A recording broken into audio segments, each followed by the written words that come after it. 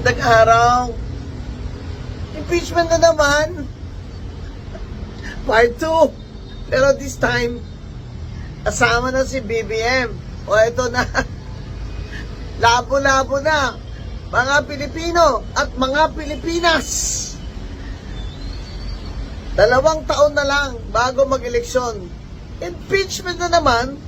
Kahit na sinabi na ng Supreme Court, unconstitutional na talaga. May finality na. Unconstitutional yung nakaraang first impeachment complaint against Vice President Sara.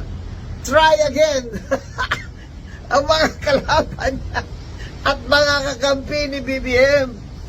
Try again. Let me try again.